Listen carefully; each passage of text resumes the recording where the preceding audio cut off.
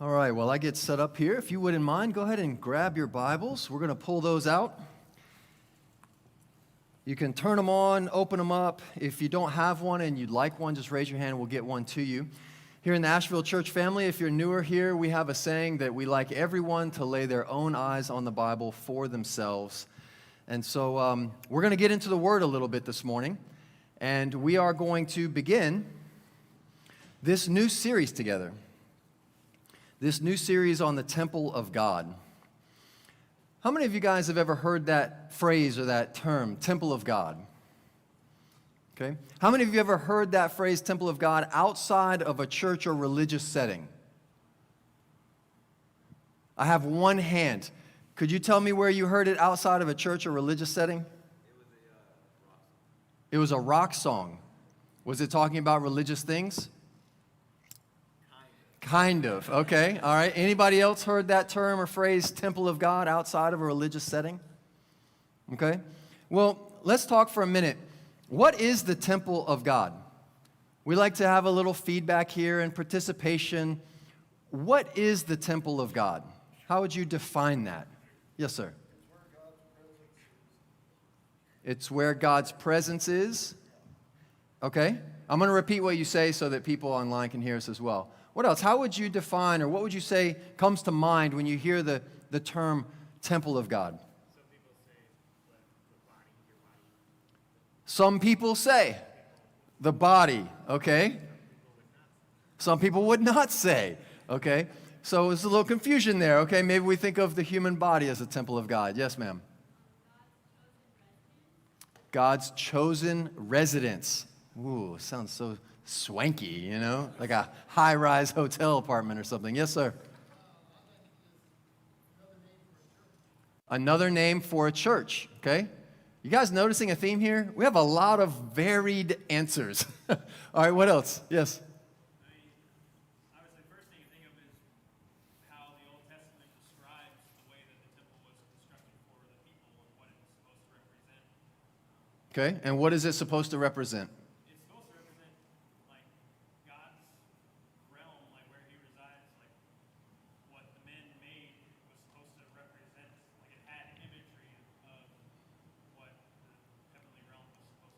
Okay, so the temple of God was a kind of a symbol, an imagery of what the heavenly realms of God was like. Okay, what else? Anyone else?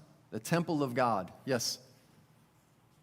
The Bible says that we are being built together into a holy temple in which God lives by His Spirit. Okay, it does say that, indeed, that we are being built together to be a holy temple by the residence of the Spirit. Yes, ma'am?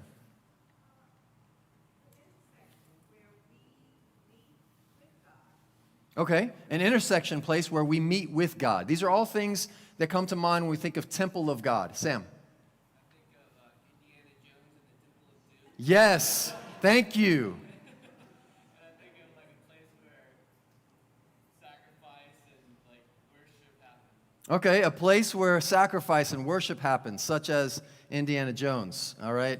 I gotta love those Gen X millennial references. It just touches my heart. Okay, anyone else? Temple of God, what does it conjure up in your mind? One book I want to recommend and reference as we get ready to begin this series over the next several weeks, The Temple and the Tabernacle by Hayes. This is very accessible. It's not highly academic, but it's very informative. A study of God's dwelling places from Genesis to Revelation. So if you'd like to look further into this topic of the temple of God, this would be a book I would recommend. And also I'm going to provide some extra biblical study for you when this is posted online. I'm going to give this to Khalib. Thank you. I think you were one of the first people that shared. So you have fun feasting on that as though you needed more to read in college. Okay. So I want to kind of outline where we're going in this series. Today we're going to start with the temple of God in the Old Testament, and then we're going to move into the next section, the temple of God in the New Testament, and then we'll close with a section about the temple of God today. To kick things off today, we're going to kind of look at the temple of God in the Old Testament. So we're going to kind of handpick, read a few scriptures, but just remember we're really looking at the concept and the topic, the theme of the temple of God throughout the entire Old Testament. So if you're very unfamiliar with the Bible, we're just going to kind of paint a high-level picture here. But to do so, I also wanted to take a few minutes to watch this Bible Project video that's going to help give us an overview on this theme of the temple of God.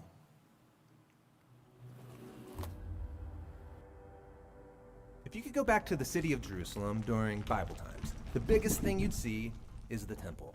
This beautiful building was designed by King David and built by King Solomon, and they believed that it was the home of the God of the universe. Wait, I thought God's home was in heaven. Well, the whole point of this earthly temple is that it's the place that overlaps with God's heavenly home. The temple is where God lives and rules all creation as king. That's cool, but even Solomon, who built the temple, didn't believe that it could contain the God of the universe, right? Yeah, the building was just a symbol, and it pointed to the fact that all of creation is God's temple. And that's actually what the first page of the Bible, Genesis 1, is all about. Really? It says that creation is God's temple? Well, it doesn't need to say it. The whole story shows it. In Genesis 1, God creates an ordered world out of a dark wasteland by speaking in a series of 7 days. Then on the 7th day, God's presence fills creation as he takes up his rest and rule. Similarly, the tabernacle and later the temple were built and dedicated in a series of 7 speeches in 7 days, after which the priest or king could rest and rule in God's presence. So all of creation is where God intends to dwell. It's like his temple. Exactly. Now, turn the page to Genesis 2 and we get another portrait of creation. This one focuses in on the land. And in the center of the land is a region called Eden, which in Hebrew means delight. And in the middle of delight, God plants a garden in which God and humanity live together. And that's why the temple was modeled after the garden, filled with imagery of gold and flowers. The menorah symbolized the tree of life. It's the place where God dwells with his people. Oh, got it. And check this out. In the temple, the Israelite priests and Levites were to work and to keep the temple in God's presence. This is exactly the job description given to humanity in the Garden of Eden. So these humans were the first priests. But instead of ruling with God, they wanted to rule on their own terms, and they're exiled from the garden temple. And like Adam and Eve, Israel's leaders also wanted to rule on their own terms, and they too were exiled. The temple was destroyed, and this left them wondering, did God give up on Israel? Will God bring about a new creation? Well, the biblical prophets anticipated the day when God would create a new temple with a new priesthood. That's when God's presence would fill all of creation. And when the Israelites returned to the land, they did rebuild the temple. But that temple didn't turn out the way the prophets hoped. In fact, later Israelite prophets said that this temple was hopelessly corrupt.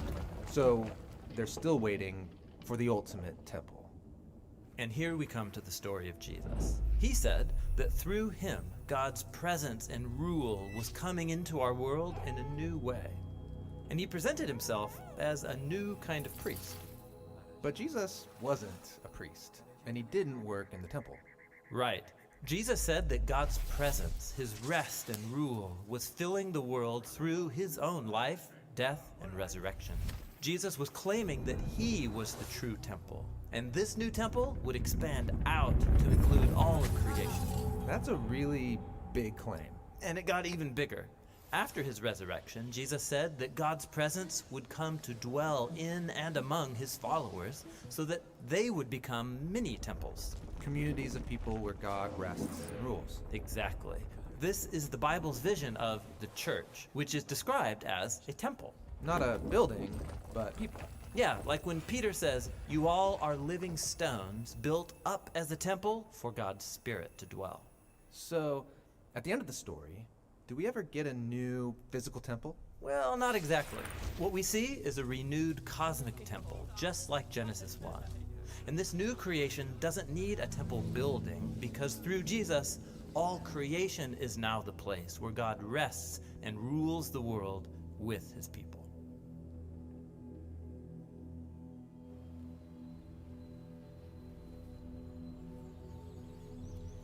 Genesis chapter 1.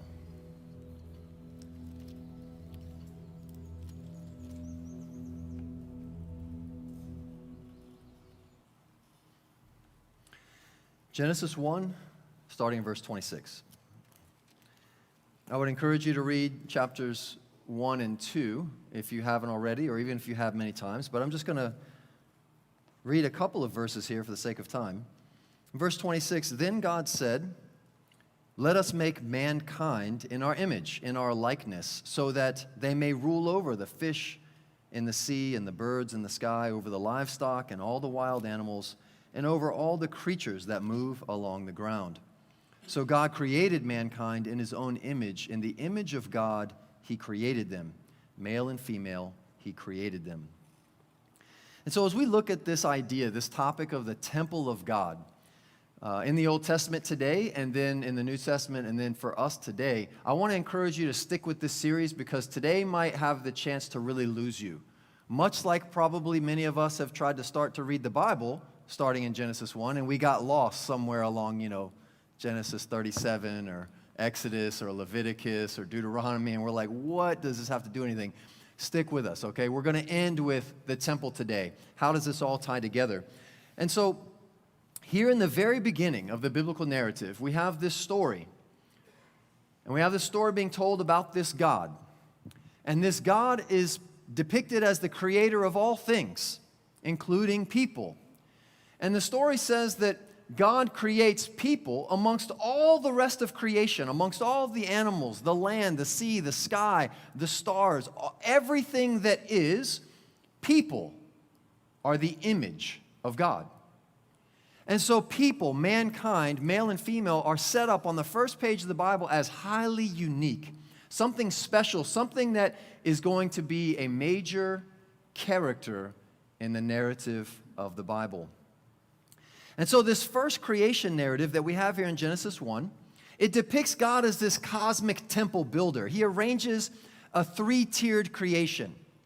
First, he creates the sky, and then the land, and then the sea. And this is inaugurated on the seventh day where he rests. And so this cosmic creation, this cosmic temple, three-tiered system, is actually going to be a preview and prelude to the same pattern that we see throughout the rest of the Bible. So much happens right here in the first two chapters of the Bible that if we miss it, we don't pick up on how later prophets, later writings, the New Testament, Jesus himself is linking back to these very same ideas. And so the three-part design that we see of the Israelite tabernacle later in Exodus and the temple of Solomon in 1 Kings, we see this three-tiered system, a courtyard, the holy place, and the holiest of holies. And this parallels this significant truth about creation itself right here in Genesis 1, that the cosmos, the all of creation, what we would call today kind of the universe, is a macro temple of God. And that the later temples, the physical buildings that would be built and erected, is a miniature cosmos. And instead of a statue for the divine image, right? Because you've got to remember that Genesis 1 and 2, the book of Genesis is written in a particular historical setting, in a context. It's written by people who live in a period of time, who live around other peoples. And in the ancient Near East, when Genesis was written, it was very common for people to have temples dedicated to deities, right? And it was very common in these temples for there to be imagery of the God in the form most commonly of statues. And yet, the biblical authors of Genesis is cutting against their cultural norm and saying, guess where our God rules and reigns? Guess where his temple is? Everything. Guess what image he has? Where is the statue of his temple that represents him? It's us. This is starkly different from their cultural and contextual understanding and idea of God and temple and worship. Humanity, instead, in the Bible, is placed as the image of God in his temple, and we are a living image. So what is the ancient Near Eastern view of the cosmos? All right, and then we're going to get into some old school stuff here. So please bear with me. Again, I don't want this to lose you. If you just checked out, come back in a few weeks. You'll love it, I promise. I'll get somebody else to preach. The ancient view, sometimes abbreviated A&E, Ancient Near East. Ancient Near East is a cultural time in which the Old Testament was written. The ancient Near Eastern view of how reality worked was this sort of three-tiered system of the world. You had the skies in the top and the waters above the skies, i.e. the rain. Then you had the land at this next level of the cosmos. And then you had below it the sea and the underworld. The sea in ancient Near Eastern thought, the ocean, represented a chaotic underworld. This is the view of how the universe works. And I know it's easy for us today in the 21st century to kind of scoff at this and think, oh, how simple of these people. But I would remind us to understand the biblical writings through the intent of the authors. And we've done a lot of study here in the church family on how to read and interpret the Bible. And one of the keys to interpreting the Bible well is to try to get at the intent of the author. The Bible was not written to us, but it's written for us. So in order for us to understand how the Bible is written for us, we have to understand how was the Bible written to the original audience. And this is a part of that, right? The ancient Near Eastern view of the cosmos. This is what Genesis 1 and 2 is talking about. I want to quote this book by Keel. The book is The Symbolism of the Biblical World, Ancient Near Eastern Iconography in the Book of Psalms, something that you would probably read in your leisure. He says, to the ancient Near East, which would include the biblical authors and all of their surrounding cultural context and people groups, right? To the ancient Near East, the empirical world, as manifestation and symbol, points beyond its superficial reality. A blurring occurs between the actual and the symbolic, and conversely, between the symbolic and the actual. This openness of everyday earthly world to spheres of divine life and bottomlessness, devastating lostness, is probably the chief difference between ancient Near Eastern conception of the world and our own, which views our own view of the world as virtually a closed mechanical system. And the principal error of conventional representations of the A&E, the ancient Near Eastern view of the world, lies in their profanity and lifelessness. In the biblical and ancient Near Eastern conception of the world, it's open and transparent to things above and beneath the earth. It is not a lifeless stage. Let me break that down. Ancient Near Eastern views of cosmology and the world and reality was much more open and blurred and blended with spiritual realities. For us, commonly in the West today, in our modern context, we view the world and the cosmos as a closed mechanical system, separated completely from any spiritual reality. That is not the view of the world in which the Bible was written. Now, it's up for you and I to determine what we think is true, right? Do we think that the universe really is a closed mechanical system, separated from any spiritual reality, if there is one at all? Or do we think that our reality is somehow blurred, and maybe there are touch points of another reality? That's the view that the biblical authors take. So let's keep that in mind as we read and we study the scriptures. So moving on to the temple of God throughout the narrative, we start there in Genesis 1 with this cosmic temple, that God reigns and rules and rests over everything. Then, as the biblical narrative and story moves along, we see God dwell in a physical structure. What's the first physical structure that we see God dwell in? Does anybody know? The tabernacle. Is this the tabernacle? It is not. It was a trick question, trying to see if you were paying attention. This is an artist's depiction of Solomon's temple, what you read about in Kings, all of the really, exciting narrative that you get to read about how every room was constructed and exactly how tall it was and all the materials that was used. It's riveting reading. But I think actually getting to the intent of the author will help us understand how it would have been riveting for the original audience. Let's look over in Exodus chapter 24. This temple theme continues as we read through the narrative of the Bible.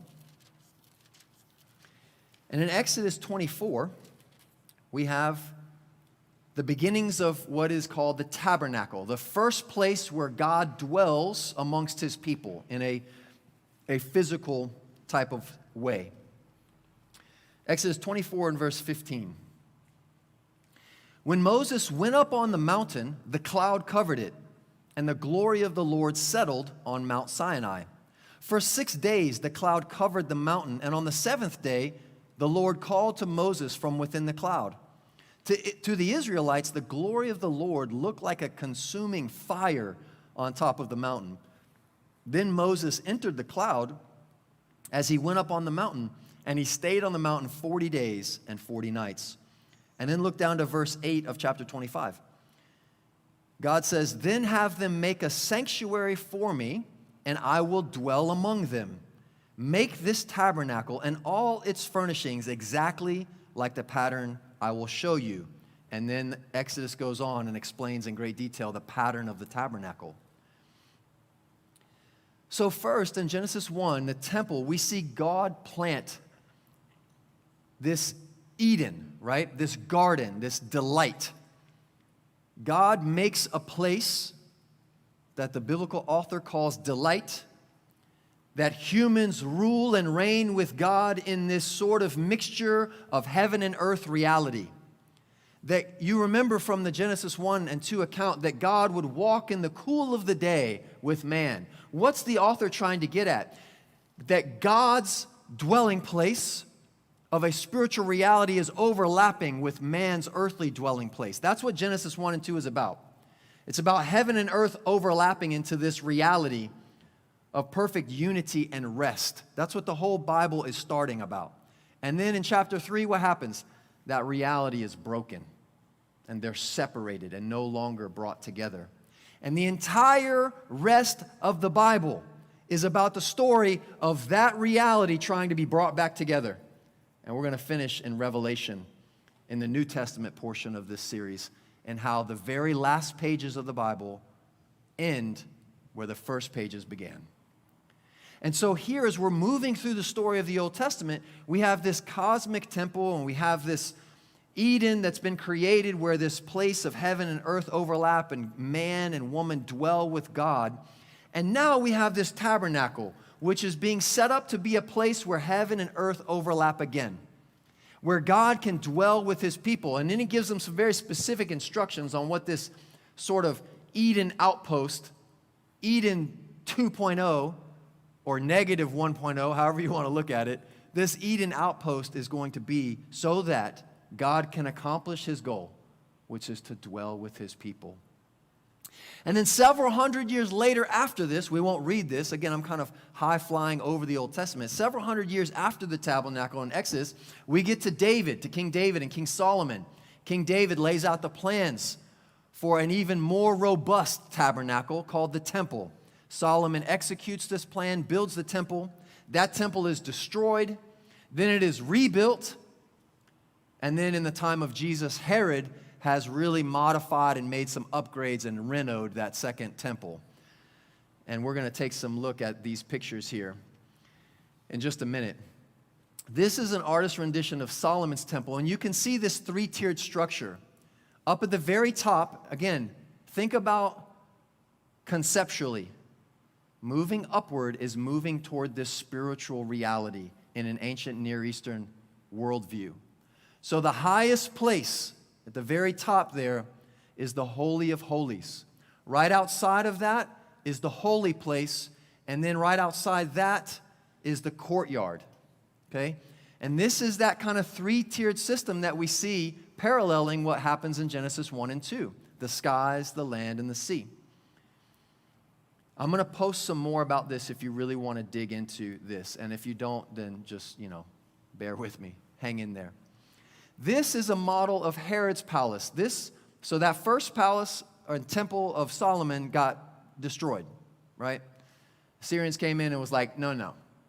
So the Israelite way of life and their worship of God and God's heavenly dwelling place overlapping with earth at this temple was no more. The Jews are desperate to reunite, to become a people where God can dwell with them. In what time period was the second temple built? Does anybody remember? Where in the Bible does that happen in the Old Testament? Ezra and Nehemiah are the prophets of God during which the time that it's rebuilt with Zerubbabel and these guys. They rebuild the temple. Do you remember what happens when they rebuild the temple? Do you remember what the Bible says the older Jews did? They wept. Why? Because they were super happy like I was when I got to give Kristen and Cindy a hug for the first time? No. They wept because it was a terrible downgrade from the first temple. And they said, how can God dwell here? The younger people who never saw or knew about Solomon's temple, they were all fired up, right? It's like, I think my house is really great until I stay into a 5-star hotel, and I'm like, oh, my house is terrible. So we have this storyline, this arc of the temple of God in the Old Testament. This is a model of Herod's temple, what's known as Herod's temple, which was really just some upgrades and renovations to the second temple in Jerusalem. Herod, if you remember, was the one that Jesus was getting persecuted by. Do you guys remember that in the New Testament, for those of you that have read a lot of the Bible? This guy was super wealthy. Herod built this temple and many other temple structures to Caesar Augustus. Herod was playing the field.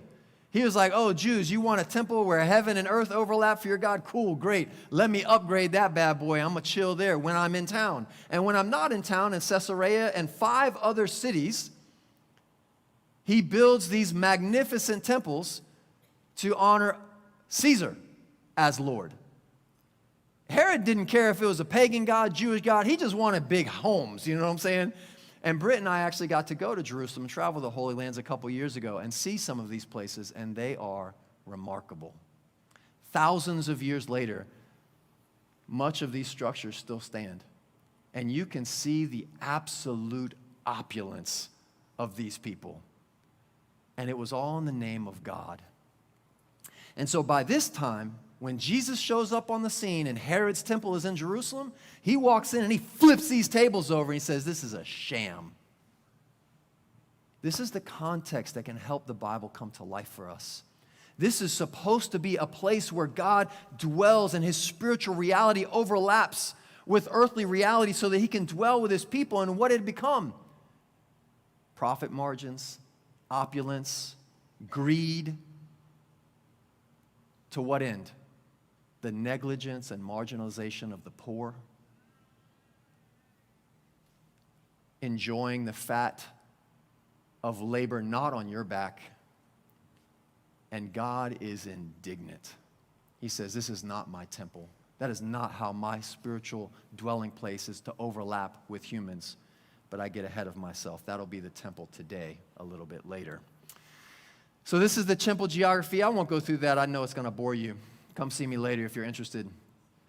So the first and second temples, right? Solomon's temple and Herod's temple, they kind of represent these Eden outposts. They're kind of like these downgraded Edens, like I mentioned, but they parallel the creation account of Genesis 1 and 2. The tabernacle and the temple are to be seen in the Bible story as diminished Edens in a world of chaos marked by sin and fallenness. And so in the Bible, Israel's tabernacle and temple, they're a physical temple, but they're also a miniature cosmos where heaven and earth overlap. The temple where heaven and earth overlap is a sacred place. It's sacred space, a place of worship and sacrifice and atonement and forgiveness and unity, the place where God dwells. This is a picture of the Western Wall that I took when I was there today. So this is part of the wall of Herod's temple that still stands. In the Western culture, you often hear it referred to as the Wailing Wall, which is derogatory. It is not politically correct. It is often called the Wailing Wall by Westerners historically over the last 100 years or so because you will find devout Orthodox Jews there every hour of every day, often crying, wailing that their God would come and dwell with them again, up to today. The Jews, the Orthodox Jews, are waiting for a third temple to be built so that God can dwell with them again. Because right now, with the temple destroyed, heaven and earth cannot intermix, cannot overlap. You can understand how if you were in that position and you believed that God could not be with you because this structure has been destroyed, what you might consider doing to rebuild it. What lengths you might go to protect it. And when you go into Gaza, when you go into Jerusalem, it is heavily fortified, and it has been a war zone for thousands of years. My opinion is this is at the heart of why they believe God dwells there or doesn't. So, I want to show this little video that I took while I was there. It was a fascinating, interesting, difficult to describe experience being here and seeing what I saw. Here's the western wall of the old temple. Mickey, can you bring my volume, please? Where men are still praying the ancient prayer from Deuteronomy 6, the Shema, to love the Lord your God with all of your heart, with all of your soul, and with all of your strength. And you'll notice the men bowing repeatedly as an indication that they're loving God with all of their strength. And so we continue to fight to love God with all of our heart, all of our soul, and with all of our strength. So this gives you a little bit of scale to the size of the temple, which was a downgrade from Solomon's temple. Look how large those blocks are. That's just the beginning part of the wall of one side of the outer courtyard of the temple. And it's really one of the only places that's accessible today of the original structure of Herod. And so every day, Jews come in, and they do let non-Jews, they let Gentiles come in. You have to wear a yarmulke if you're a man to enter into this space. They won't let you come in without it, hearkening back to their Mosaic laws. I went up and I touched this wall, and I prayed there. And I prayed for many of these people. But you see these devout Jews, many of them will bob and they'll rock as they're praying. And this is an ancient tradition as they pray what's known as the Shema from Deuteronomy, to love the Lord your God with all your heart and with all your soul and with all your strength. It has been a long rabbinic tradition that to show God that you're loving him with your strength, you move when you pray. And so they'll repeatedly bob and pray like this. And it's very rhythmic, and there's a cadence, and it also helps memorization of the scripture, etc. This is devotion. Whether it's misplaced or not is another conversation. But these men that are here are devoted. And actually, I don't show it in this video, but right here on the very right-hand corner, you can kind of see a black wall. That actually barricades the women's area. So the women go to a separate area to pray, which has always been the Jewish tradition from the times of the Old Testament. So these Jews, they go there to the remaining part of the wall. They go to this temple and they pray to God, and they're waiting for this temple to be reconstructed right there in Jerusalem so that God's presence can dwell with them once more.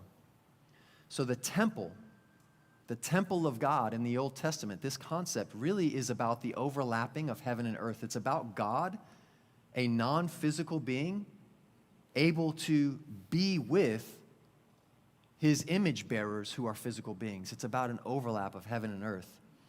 And the temple is a dwelling place where God lives and rules and reigns over all of creation. So what does this have to do with us? Why are we talking about this? I could just imagine myself being in your shoes, not being nearly as amped up as I am about it. Be like, well, okay, it's cool, I guess. Like, yeah, all right, like, what does this have to do with me? Again, please keep coming. We're going to get there. It's going to take some time. We're setting up something here. And the background is important for us to really appreciate the end conclusions. So for today, we want to conclude with the fact that this Old Testament temple concept is so rich, and it's important in the overall biblical narrative. We see it on the first pages of the Bible, where God makes a good creation to be his temple in which he reigns and rules all of creation alongside his image bearers, humans. And then we see this continuation of the biblical narrative as the tabernacle and the temple structures, they start to represent and become symbolic but yet diminished Edens and gardens where God rules and reigns, but in a fallen and chaotic world of sin. God is still making a way to have heaven and earth overlap after Genesis 3, but it's marred by the destruction of sin. And then as we close the Old Testament, which I won't read this today, but I want to challenge you to read Malachi. It's the last book of the Old Testament in our Protestant tradition, and it's only about 4 or 5 chapters, a really short read, but read that with the thinking of the temple of God. The book of Malachi is the prophet of God, the last prophet to write inspired scripture before the New Testament begins. Guess what topic Malachi is talking about? Temple worship. And it is bleak. And it's strong. Malachi's like, I'm gonna rub dung in your face. Some people think I'm harsh. I'm an intense preacher. I get down with people one-on-one, and they're like, dude, you're so intense. And I'm like, just read some of these prophets sometimes. He's like, God's gonna run, I don't even want to use the colloquial version, in your face because of how you have desecrated this space where heaven and earth overlap. You've desecrated it. And go read what Malachi accuses them of. You'd think, oh man, they did something wrong, or they they didn't do something right and they didn't cut that meat just right. And he says, no, guess what? You've hurt other people. You've not helped the oppressed. You've not given to those in need. You've not taken care of those who can't take care of themselves. And Malachi has some of the strongest language for what God intends to do with the people who are not honoring him by honoring each other. The temple of God has great significance for us today. We're not going to enumerate all of that right now, but hopefully I'm planting seeds. Look at how important the temple of God is, the overlap of heaven and earth in the Old Testament. It's a central theme to the entire Bible, and yet it has nothing to do with the physical building. So as we get ready to continue to explore the temple of God throughout the rest of the New Testament and then make some applications for us today in the coming weeks, I want to encourage you to start praying about your understanding of the temple of God, to start praying about, God, if you wanted to dwell with me, what would that mean and look like for my life? Because as we're going to see in the book of Revelation, that is God's ultimate goal, is that he can dwell with you, that he can dwell with me, and that it would no longer be marred by sin and by our imperfections and our wrongdoings and our evil, especially towards one another. Let's close today in prayer. And if you have any questions or would like to see more on this, just check out the website this week, and I will have some more resources posted as well for those of you that are like me and like to geek out on temple worship.